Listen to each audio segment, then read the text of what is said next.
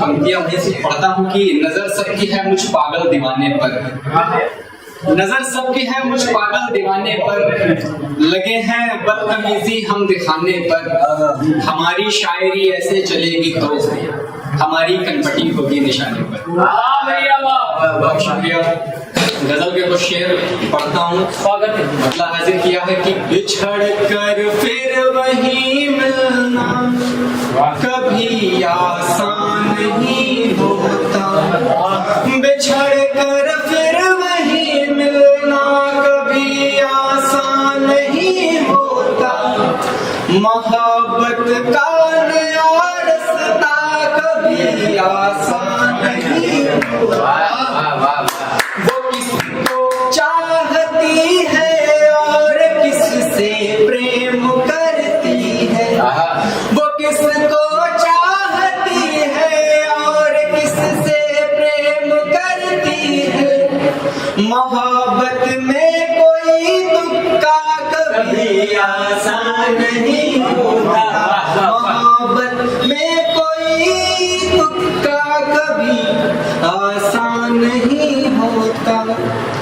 तो गालिब मीर मोमिन का पुजारी है मगर सुन ले, तो गालिब मीर मोमिन का पुजारी है मगर सुन ले, गजल की राह पे चलना कभी आसान नहीं होता, गजल की राह पे चलना कभी आसान नहीं होता। खजाना चाहते हो मुश्किल भी नहीं कोई, खजाना चाहते हो मुश्किल भी नहीं कोई, खजाने का कोई नक्शा कभी आसान नहीं होता, खजाने का कोई नक्शा कभी आसान नहीं होता। और खास शेर ये सुनिएगा जी कि हजारों शेर कहने को तो कह सकते सचिन, लेकिन हजारों शेर कहने को तो कह सकते सचिन, लेकिन गजल के शेरों में मकता कभी आसान नहीं होता, गजल के शेर में मकता कभी आसान नहीं होता। और एक गजल के कुछ शेर और याद आ रहे हैं, मतलब याद आ रहा है।